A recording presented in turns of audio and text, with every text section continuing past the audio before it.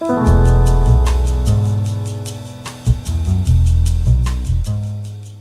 everybody. Thank you so much for your support of the Cosmic Chats, for your attention and your energy, and just being a part of each episode. It makes all the difference. So if you haven't subscribed before, please consider doing so. The more subscribers that we can get, the wider the net that we can cast, and the more and more people that we can bring in to share their insights, consciousness, and wisdom, and reveal that in the universe for all of us. So thank you so much and have a great day. Live! Welcome everybody to this evening's Cosmic Chat with Debbie Sugarbaker. I am so excited to welcome you here. I'll just give people a few minutes to get on. We're going to be speaking with Mr. Craig Bergman tonight. He is a writing coach and a healer. He incorporates a lot of different modalities to help people really connect with their soul and live a more creative life, basically. So we're going to hear a lot more about it, though, because he has some incredible things to share with us. I've personally taken his writing workshop, and I just got so much out of it on so many levels. I wrote about it before the post, but anyway, so let me just add Craig. Just give me a moment. Hello, Oakland, California. Not too far away. Here in LA. Hi. Hi, Montanez. Hello. Hi, Craig. How are you? I'm good. How you doing? I'm great. So, welcome to the Cosmic Chats. So exciting to be here. Yeah. So, I did a little bit of an introduction for you, just explaining that you are a writer, you are a writing coach, you're also a healer. You have a background creating a kids program called Word Up Kids. Is there anything that you'd like to add to that, or just to share with us a little bit about how you've gotten here, doing what you're doing now? When I was a young boy through my teens, I had a nervous tic. I had OCD type symptoms, and I basically had brain lock. I was just living inside my head. And when I found, certainly Kabbalah was the beginning to opening that up. And when I worked for the Kabbalah Center years ago, I was staying late one night, working on a project, going the extra mile because it was something they gave me last minute. Mm-hmm. But as we learn in Kabbalah, you go the extra mile and things get revealed.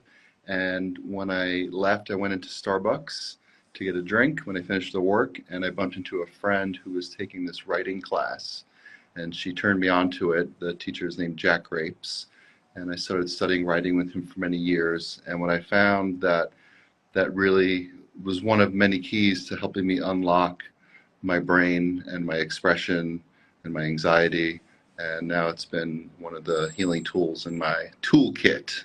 I call it, I took a phrase, I heard a person say this, mental hygiene. I find that writing is great mental hygiene. I worked with this fella in Israel who developed a healing modality for healing yourself from back pain. And one of the things he would have us do is journal. And he said if it doesn't get expressed, it shows up in your body. And I found that to be true. So that's a little bit of my journey of how I got here.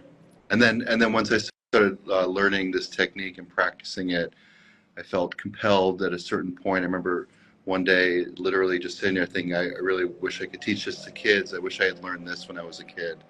And I was at the time working at the Kabbalah Center, working for Monica Berg, who's the director, co-leader of the center.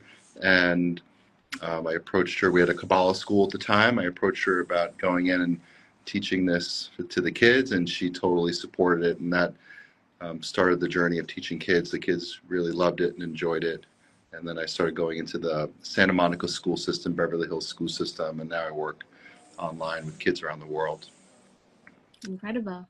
It's amazing how you took your own struggle and you opened up a path, and now you're sharing that with a lot of kids and adults as well, because like I said in the beginning, I also have taken one of your writing workshops. So yeah, it's incredible how you made that transformation. And another thing is I would love to hear more about writing to the back pain, because I would definitely like to try that. I've never even thought of that. I've read Dr. Sarno's book about back pain. Yeah.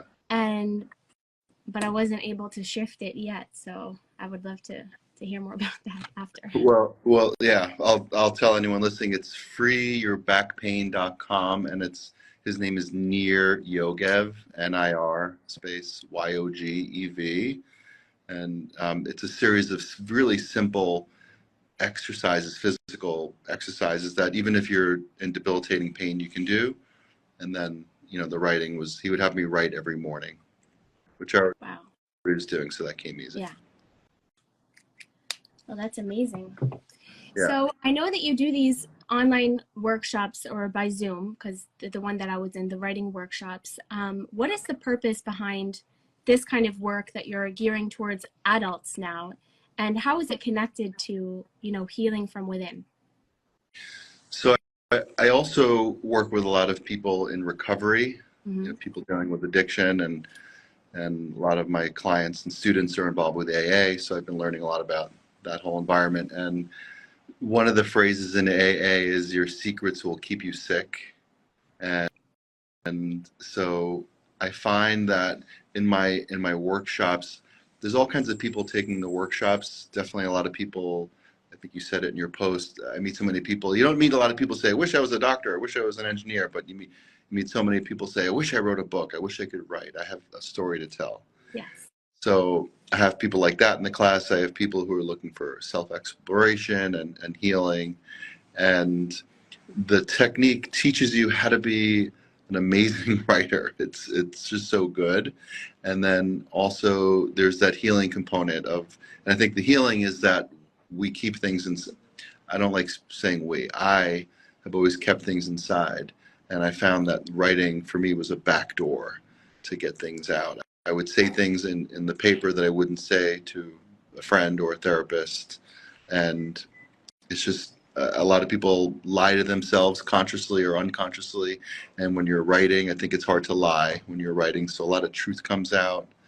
And also, I think for me personally, my pain was thinking pain.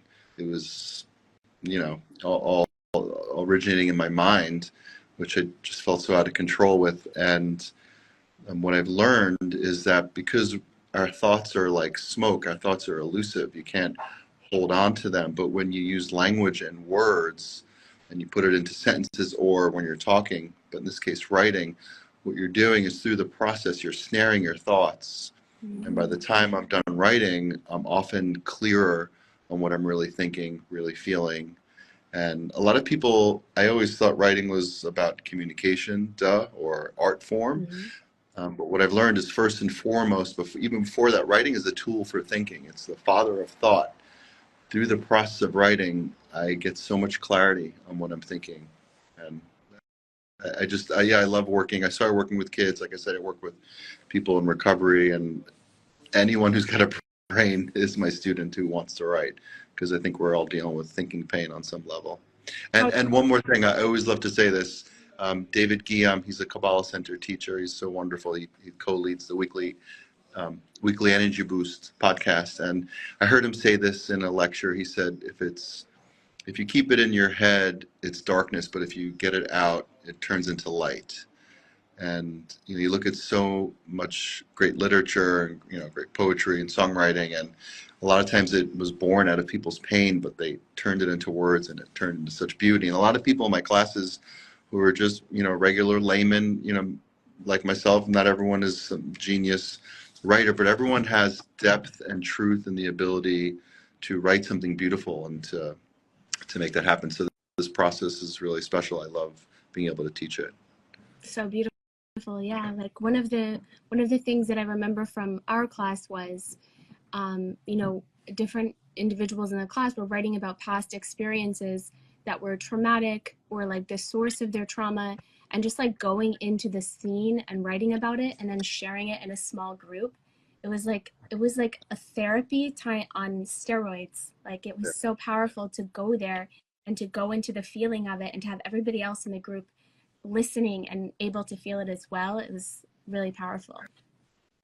Yeah, there's such a lack of community in modern society. You got to go sit in a Starbucks, or if you're lucky enough to be involved in a spiritual organization or sports. And so there's such community created in these classes, like almost immediately once people get over the fear and shyness. And it's like a really safe space. Someone said it's like you're in these classes, I'm opening a door, but I'm not forcing people through. And when they're ready, they walk through. And I think that's a beautiful component. And also, um, it's not the trauma that hurts. It's like not being able to process it and deal with it and talk about it. And everything that we experience in life, it's images. It gets stored as images with the five senses Mhm. connected, or the other four senses. So this technique helps you trust the genius of your perception, which means you notice what images are popping in your mind. You follow that. There's no plots. There's no prompts. And oftentimes you get into these moments and it all comes back and you're able to process it by looking at it, talking about it, thinking about it, and then having the people around you to help, regulate your nervous system by being in community, so you can, yeah, get it, process it and talk about it and all that good stuff. Yeah, and it doesn't have to be like, I mean, sometimes it can just be simple, like beautiful, pithy poems that come out, and doesn't it can be like whatever it is because it's kind of just like that creative spark. And I found that once I started like just tapping into it, there's actually a book. I'm sure that you know it. I wish I had brought it over here. The Right to Write by Julia Cameron. Oh, she also wrote The Artist's Way. So Yeah. she's really into so she wrote one about the right to write, and she just wrote about how like she'd have friends who were debating about the relationship. She didn't know what to do, and she just told them just go and write, and she was just listening to her friends writing for like 3 or 4 weeks, and she just worked through her problem through writing and through sharing it with a mentor. It was really really cool. I did But The Artist's Way, mhm. and it was so inspiring, and so I'll say inspiring again. But I did my morning pages. For those who haven't read it, she recommends every morning just sitting down and just downloading whatever. But I never finished it because I got frustrated. I would write the same old things over and over, and I would run out of things to say. I remember sitting there thinking I wrote for an hour, and I had like a paragraph, and it's not even exaggerating. That's how it felt. And only when I started working with this technique did I find that I could fill journals and really continue the process. So I think I know I always thought writing was just something either you were able to do or not. Mm-hmm. Some people were just gifted with it. Mm-hmm. And what I learned is like all art forms, there's craft and you could learn technique. So that's definitely what I teach in the classes, a craft of writing, a technique for writing. So when you sit down and you're facing the tyranny of the blank page and you don't know what to say, you have this technique to guide you. And people don't realize, like when people are listening, they don't realize you're following the technique because it's an invisible form. But yeah, I'm really grateful for it. Yeah, the way that you present the techniques, like kind of when you say like technique and form and all this, it reminds me like I can see how somebody listening it could remind you of like a college class or something like that. Which I'm not saying that there's anything wrong with that, but for me, it kind of puts me into a different space where I was like, Yeah. gotta get an A, and Yeah. it's totally not the vibe. It's totally very light and fun, and the way that we shared in the beginning of the class and like the whole flow was very easy. So. Yeah, absolutely. I like that about it. Well, if anything, it feels like an advanced master class in Yeah, college where it's not too, it's just you. I find it when I took it and when I teach it, it's just so nourishing for the yeah, soul. It really is. exactly, exactly. So, so many people, you know, these days, younger people especially, but anybody at any age, people are like, oh, I want to find my purpose. I feel like there's something that I need to be doing and I'm not doing it yet. And I feel like writing can really be a tool because, like you said, you kind of connect to that creative spark, which is also like that little light inside, so it's like the same. So you connect with that and it kind of opens up a portal, I would say, to finding more of oneself, because even if we think like, oh, that's my goal, you write on it a little bit, you dig a little bit more, and you realize, no, what, I really want to feel more loved, or and I think that it can be a great tool for that. So um, maybe if you can just speak on that a little bit, and then like if you have any prompts or that could help someone who's really looking to find a sense of purpose. So it was what I was saying is that the writing is a tool for thinking. Mhm. So it could be any word you're inserting here. If it's finding purpose or, whatever it is that you're working on, just sitting down and writing about it and free associating about it helps. It helps me to, like, because I've gone through this. I was really lost for a while. My mother called me a fart in a blizzard. So I know that lost feeling, and just I have journals and journals. Sometimes it's hard to pick them up and read them because it was painful. But through the process of writing about it, it just over time helped me to get clarity and to like hone in on that. So I think for me, it was very helpful in figuring out my purpose. And on a daily basis, I get thrown off with doubt and fear. And when I sit down and write, usually what I find happens is I write all the negative stuff first. Mm-hmm. And then I learned this in a class. It says that the higher self and lower self are two sides of a coin. Mm-hmm. So they're connected. And the way to get to the higher self, which is like all the good stuff we're looking for, you have to go through the lower self. You have to express it. Mm-hmm. And then the higher self emerges on its own. Mm-hmm. Mm-hmm. So you've had a fight with a friend or a lover and you're yelling and yelling, and at the end you're like, I love you. Like once you kind of get it all out. So I find that's what happens when I'm journaling about my purpose. Even with what I'm doing now, it's always like, where do I go next? How do I reach people? And there's doubts and worries weighing me down. So I write it all out. And then the positive stuff comes and the answers and the direction. And if you're looking for a specific prompt, it's what I do is I time my writing sessions. That's the first thing. So it's usually 15 minutes, or I used to do 2 pages, front and back would be 2 pages. So maybe it's 5 minutes. But I set a goal, and when I sit down to write, I don't stop until the timer goes off or I've reached the end of the page. And for anyone who studies Kabbalah, or if you haven't studied Kabbalah, there's this force inside of us called the Satan. It's where the word Satan comes from. And it's that force that's always it's the adversary. It's always opposing us. And the way it does it when you sit down to write is it tells you, you suck, you're boring, you have nothing to say, how is this going to help you? And its goal is to get you to put the pen down. So one of the ways I defeat the Satan is I write no matter what, even if it's a bunch of garbage. So that's the first tip. And the second tip is called write like you talk. So I just start writing about, whatever I'm thinking, feeling, or whatever's going on around me. And the only focus is that the words and sentences sound the way they would sound if I was talking. I'm just following the flow of my natural speech. I'm not talking to anyone. I'm just talking on paper.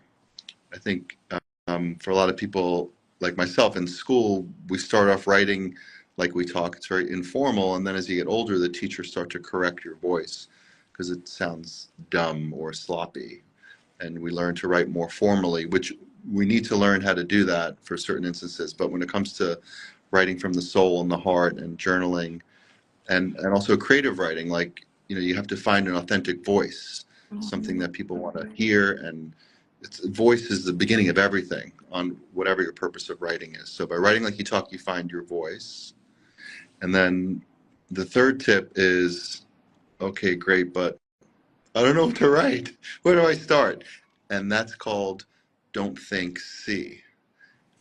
And what that means is I sit down to write, I have my 15 minutes, and I start writing what I see going on around me in the moment if I don't know where to start. And it could be I'm personally sitting here on my porch in Los Angeles. Fortunately, the kids haven't come screaming, knocking on the door yet.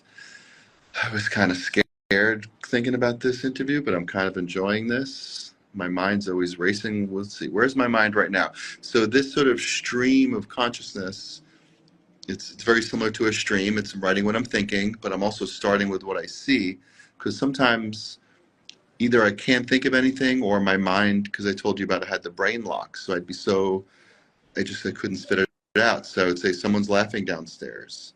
It's cold. I'm staring at the phone. And sometimes I do that for 15 minutes. And then the whole time I'm writing like I speak. So the way I was just talking informally, I would write it word for word. And it took me a while to sort of get comfortable with it because of the obsessiveness. I couldn't catch all my thoughts. It drove me nuts. Just all these different things that would drive me crazy. But the timing really helped, knowing that I had to do it no matter what. So those would be the three tips: time it, start writing what you see, what you think, feel, and write like you're talking, and just see where that goes. Amazing. Oh, incredible. Yeah.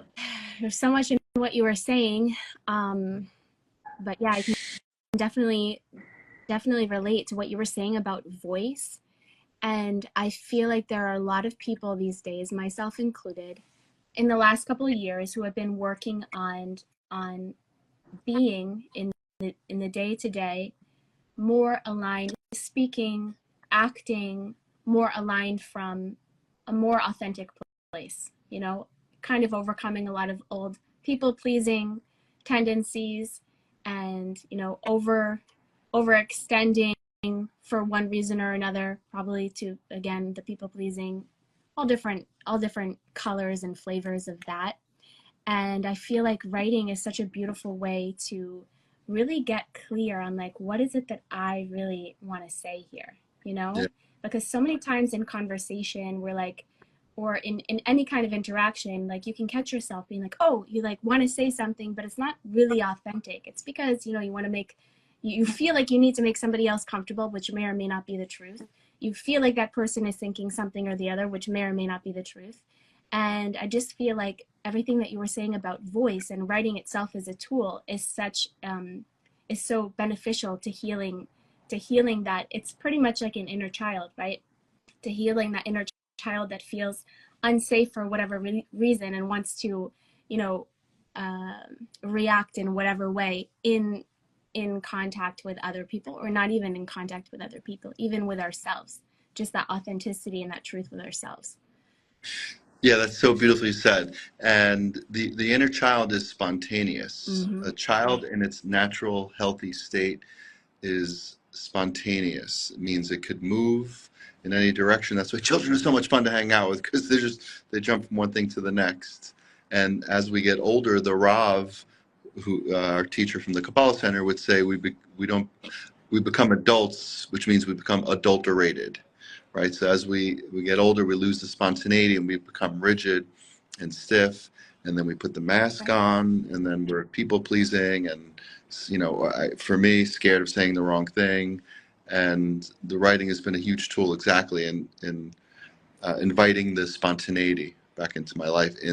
Because it's, especially this technique, it's like I don't know what I'm going to write in the next sentence. Mm-hmm. So it's like sentence to sentence, and it really, as hard as it is, I think we talked about it, being talented and smart, and you're always looking good. It's like I don't want to take a risk. I want to get the praise.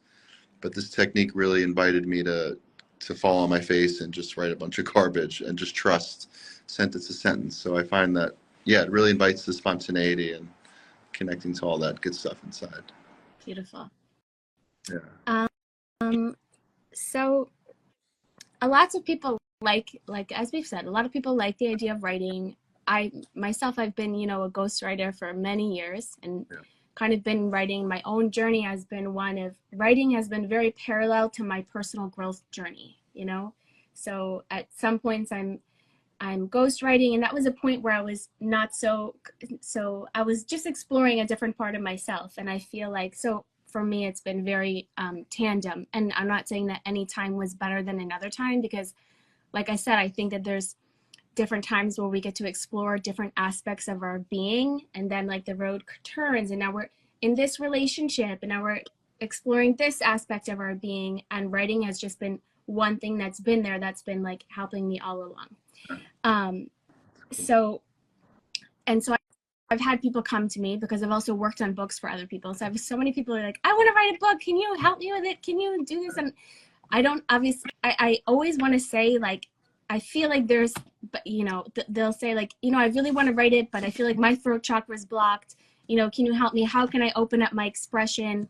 I just don't think that I can do it, but I know that I have it in me. So what would you say to somebody like that? Because I'm sure that at least 5-10 people who will listen to this are in that stage.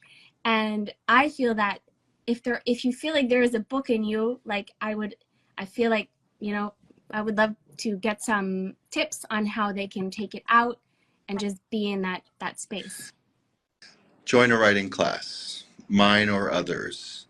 Writers are lazy, and many professional writers join writing circles because it motivates them to write. It lights a fire under your butt knowing that you're showing up to class on Friday and you got to bring something to read. So I think, the cliche, if you want to write a book, we'll sit down and write. And that's basically it. And I think the writing circle, the writing class motivates a lot of people to do that. Otherwise, I think even if people do sit down, it's just, I'll put it this way. I think my main job with these classes is not to teach people to write or do any of that stuff. The main purpose is to validate the creative spark. You said it earlier, because most of us are just so insecure about it. So by joining a class when you're in community, it usually, if it's a decent class, it'll validate that spark. You're getting feedback in the classes, and even if people are blowing smoke up your butt after you read and they give you feedback, it still feels good. And that's what happened with me. I would stand up and read the worst garbage ever, and people would say, they would find the good things in it, and it just motivated me week after week to keep going at it. So I think most people aren't super disciplined to do it on their own. I think it's helpful to be in community. Totally. And also just like the benefits of the creativity then, like, because at least for myself, I find like since I joined your class, I felt like my whole life, and now I'm getting over a flu, but I'm also drinking a carrot juice, which I know is like, it's all related to this sacral chakra, which is like our creativity center. And I remember studying once with Karen Berg about, she was a spiritual teacher, and at one point we were working on a project that was relating to like the different energy centers in the body, and there was something about how the sacral chakra is connected to the throat, which is like expression. So you have the creativity and you have the expression, and if you have like a good flow between them, then obviously you can have the creativity and have it flow out of you. And so I just found that taking the class, and just when I am writing, it's like I feel more alive and I feel more creative and I feel more like in my essence. And it could just be because writing is some people might find that by painting, some people might find it like in another creative outlet, but I don't think that obviously I think that writing can be for anybody. I don't think you have to be like a writer. You can be a human, you can write. Yeah, absolutely. Everyone has deep truths inside of us. We're all made of the same stuff. Clearly, some people have more talent, more desire to take it further, but we all are capable of uttering profound truths. And I am an example of it. I never thought I'd be sitting here being questioned about writing. I didn't like writing. It was hard. I couldn't spit it out. And with a little technique, it just unlocked it, and it's right there. So, yeah. Did you ever see that movie Stranger Than Fiction? I think I've heard of it. It's kind of a weird film, but it's like this woman is like writing this fiction novel, but it turns out like whatever she's writing, this guy is actually living it. Okay. And it's really strange. I think it's like Will Ferrell, actually. I saw it a long time ago, but I loved it. And I feel that, now it's like when you write something, they're talking about like the power of manifesting and writing and creating your story and writing the story that you want, and rewriting it. Like, let's say you can sit down, your mind is going all in one direction. You might want to just work through that and see if you can rewrite it into it and get yourself into a different vibration around that. Yeah. Well, another thing I learned, God bless the Kabbalah Center, it's, do you want to be a river or a puddle? And usually the metaphor is for like how you're sharing and giving your energy, or are you just hoarding it for yourself? So when it's just for yourself, you get stuck, and then the puddle gets all nasty. But if you're in the process of giving, you can keep flowing and keep getting fulfilled and keep having more. So your description of how you feel alive with the writing reminded me of that, because that's all this genius that comes into your mind and your feelings and all the beauty you feel and pain and all that. You're like sharing it. You're putting it out. And I feel the same way when I'm in that creative mode. I just feel like I don't need coffee, and I just feel like a little more pep in my step. Absolutely. And I do it on a daily basis. And when I'm sitting somewhere and, I'm able to. I just open my notebook. Not always, but sometimes I'll just randomly write stuff, and it's not always a formal, precious writing session. Yeah. But sometimes I'm big on, I learned this in therapy years ago, you got to reach out for help and all that. So I do that a lot, but sometimes there's people, they're not available, or sometimes I just don't want to. And I feel like I have a therapist. There's so many things that writing is, but for me, it's like a portable therapist. Wherever I go, I just open the book and start writing. It just feels better. Totally. Although I've also made the joke that like if somebody went back through all my journals, they'd find like a lot of it is complaints. Like, if somebody went through my journals, they'd be like, "Wow, this girl is a big complainer," because it's like where I took out all my mess in my head. But I think that, like you said, once you kind of get through that, then it leaves, at least then in my life, would be a little lighter to flow. Yeah. I heard Jack Grapes, my teacher, he said when people interview me and say, "Do you love writing?" He'd say, "Well, not really. I'm just kind of doing it. It's not like something that's pleasurable, the process itself." But he said, "I love having written." Mm-hmm. And I just think that says it all. There's some alchemical process that's happening that when I'm done, it feels so much better. There's a book, it's called Opening Up by James Pennebaker. Mm-hmm. And Pennebaker, is he related to me distantly, the sugar baker? Pennebaker. Pretty sure I got his name right. And he's a psychologist who's been studying the healing effects of writing for decades.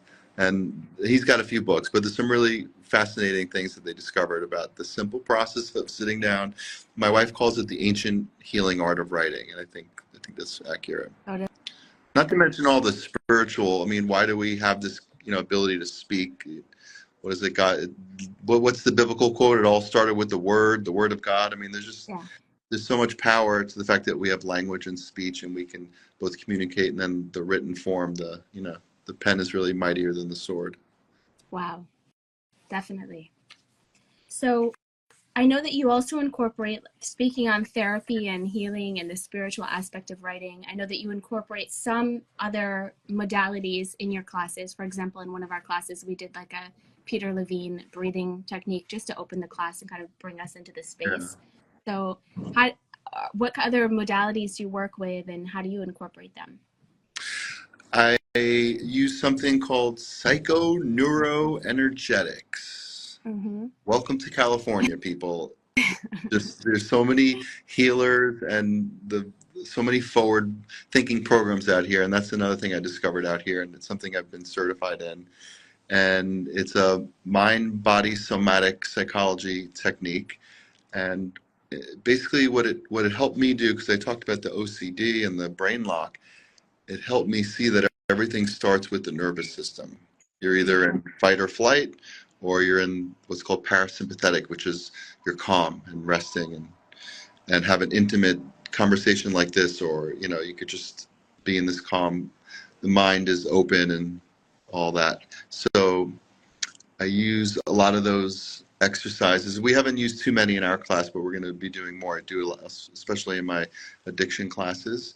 A lot of these simple, just like the writing exercises are really simple, but they lead to something beautiful. The psychoneuroenergetic exercises really help me to balance my nervous system so that I could think clearly and use my whole brain when I'm writing.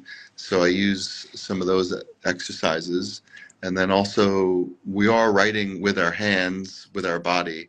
So those exercises also help relieve tension and nervousness that were stored in there. So we have more accessibility to our creativity in our minds. I definitely use Kabbalah, just different principles sprinkled in that help people to use the writing to tap more into their soul, their intuition. There's a practice I use a lot. It's a book called Outpouring of the Soul by Rabbi Nachman of Breslov. I have it right here. A great one. That book, it's such a good book. I was going to the Kabbalah Center years ago, and my friend was standing in front of the building. He said, "How you doing?" I said, "Oh, I really need to talk to my therapist." I was doing therapy at the time. And he's like, "Do you ever talk to God?" And I was like, "Give me a break with that stuff. I need a therapist." So he said, "Have you heard of this book, Outpouring of the Soul?" And in the book, Rabbi Nachman talks about one of the highest forms of prayer and meditation is having a conversation with the Creator in your native tongue. So that's just one of many different spiritual exercises that I'll use in some of my classes where we're using the journal to have that conversation. So I definitely, if it works, I throw it into my program. Beautiful. Yeah. Yeah, and it's also incredible on that point. It's called Hidbodedut, by the way. Ooh, you And know it. a lot of times Love I it. used to go into Yeah. the forest and into nature to write it out. Right. So they would go, and he doesn't really talk about writing it, but I've said, well, I'm still talking. It's still conversation. But yeah, they would go outside and into nature. Yeah. Now I do it while I'm walking. Beautiful. Yeah, sometimes I do it too, and I feel like if I put headphones in, then like people might think that I'm on the phone, so they don't think that I'm just, talking to myself while I walk down the street. That's usually what I say next is I put my headphones in so I don't even feel self-conscious. Yeah. So yeah, it's cool. Exactly. And on that point, there's also another book that I love to read that we all kind of know of, which is the Psalms. But if you really like open up and read the Psalms, they're like so beautiful and incredible. And if you've ever, I know that they really helped me at certain times where I was like, wow, I just have so little. It's not like I didn't have faith, but I had so many doubts and so much sadness and grief, especially after losing my brother and my dad, and like just went through this whole kind of dark wave. And sometimes I would read the Psalms or even like other books, like the Book of Job, and like I hear them speaking. I'm like, oh, you know what? I'm not the only one who's been like in this place where I completely want to like just, there it's really real. It's really real, more real than you think, because if you grew up in any kind of religion and you heard of the Psalms, you're like, oh, it's like religious. It's like you put it into that box. But if you go at it from the perspective of like from the heart, basically, you're gonna get a lot more out of it. The Psalms are great. There's so many. I'm not as well versed, so now you're inspiring me to read them more. But whenever I have read them, there's so many layers because there's just the beauty of the poetry. Poetry is beautiful. And then it's I think nowadays they call it praise poetry when you're just praising the higher power. So it's just, if you have that longing for that, it's like love poetry for the Creator. Yeah. And then Kabbalah explains there's so many mystical secrets to the Psalms. Yeah. And I heard that the Rav's mother would read Psalms every Shabbat. I don't know if she read all of them or a portion of them, but I heard that she would read them on Shabbat. Wow. So you're in good company. I'm in good company there. Yeah, I have it also right here. So speaking of poetry, what's your favorite type of writing to practice or to write? I love free verse poetry. And every time I talk about writing, I flash back to 11th grade English class, how much torture it was. I liked math. It was simple. It was black and white English. I remember sitting there and she would read something. I don't know what they were talking about. And then there'd be some students in the class giving such eloquent, explanations of what it meant. And then when I discovered free verse poetry, if anyone doesn't know, free verse poetry is simply regular writing without rhymes, without any kind of, syllable scheme. It's just regular prose writing, but the way you break it up on the page, it looks like a poem. So I like free verse poems. I like Philip Levine is a great poet that I like. I like Sharon Olds. And lately it's the writing in the classes that my students are doing. That's my most enjoyable stuff to listen to because it's so authentic and no one's trying too hard. And yeah, but I like free verse poems. Beautiful. So is there anything, I think that we've covered a lot of different things here tonight. Is there anything that you feel, any kind of message? A lot of times our Cosmic Chats guests, towards the end of the conversation, they may have a message or like something that comes through specifically for the group that's listening or may listen to this. Just some kind of intuitive message. Come out of hiding. Wow. Take a risk. If you're interested in writing, go online, find a class, sit down and write, find out about my classes, but come out of hiding. Um, it's always so painful when I read something that was written by a great writer or I hear a song lyric and I feel that pang, because that pang is deep down, I know I'm capable of doing that. Maybe I'm not going to be a famous Paul McCartney, but I know I'm capable of creating something beautiful and saying something beautiful. And I didn't want to do this tonight. I'm pushing myself to come out of hiding. I mean, I wanted to do it, but it's all this is uncomfortable for me. Yeah. You know what I mean? You know it too, and you're doing it too. So for me, like I'm coming out of hiding, and so that's whatever we teach others, we're teaching ourselves. So that's my message to me and anyone listening: come out of hiding. It's powerful, and it's so many levels to that hiding. It's like coming out to be yourself, to see yourself, to be seen for who you are. It's scary, but it's so rewarding, because otherwise we just kind of like, then you just like see other people doing it and you feel like there comes a point where you need to appreciate the light that's inside and how powerful it is, and live in that appreciation and like that dignity, and then you can really extend and have your relationships go to a different level in the way you relate to people, because you can see them in a brighter way as well, you know. Yeah. The more that we see and experience our own light and come out of that hiding, wherever we're hiding, and I'm not saying that you do it all at once, because like I said, and you know, you just talked about this nervous system, it can be so you want to be gentle with yourself, but do it because it's so worth it, and then you can just relate to people on such a higher plane, I feel.